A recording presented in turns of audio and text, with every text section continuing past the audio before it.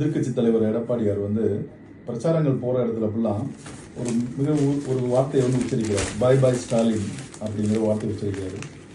இதே ஃபார்முலாவை தான் ஆந்திர பிரதேசில் பவன் கல்யாண் அவர்கள் கடந்த சட்டமன்ற தேர்தலில் அந்த நாடாளுமன்ற தேர்தல் சட்டமன்றம் சேர்ந்து நடக்கும்போது முன்னாள் இருந்த முதலமைச்சருக்கு பாய் பாய் சொல்லி பிரச்சாரத்தை மேற்கொண்டார். இந்த பிரச்சார யுக்தி தற்போது தமிழ்நாட்டில் எப்படி ஈடுபடும் எடப்பாடியோட பிரச்சார யுக்தி? இதுக்கு இன்றைய தமிழ்நாடு நீங்க பார்த்தீங்கன்னா ஆன்டி இன்கம்பன்சி ரொம்ப அதிகமா இருக்கு.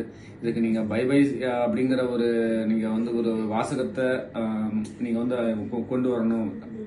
தெலுங்கானா ஆந்திராவில் ஏற்பட்ட மாதிரி இங்க ஏற்படுத்துங்கிறதெல்லாம் ஒண்ணுமே கிடையாது. எதிர்கட்சிகள் அவர்களுடைய வேலையை சரியா செய்தாலே போதும். ஆளுங்கட்சி அவருடைய வேலையை சரியாக செய்து கொண்டிருக்கிறது. மக்களிடம் தனது கெட்ட பேரை மீண்டும் மீண்டும் ஏற்படுத்திக் கொள்ள. அதனால பை பை ஸ்டாலின் அப்படிங்கிற வார்த்தை ரொம்ப அருமையான வார்த்தை, அவருக்கு பொருத்தமான வார்த்தை. இது பவன் கல்யாண் பயன்படுத்தினார் என்பதற்காக அல்ல, அவர் பயன்படுத்தவில்லை என்றாலும் இதுதான் அவருக்கு சரியான வார்த்தை. Bye bye Stalin. இந்த ஆட்சியுடன் பை பை திமுக என்றே நீங்கள் கூறலாம்.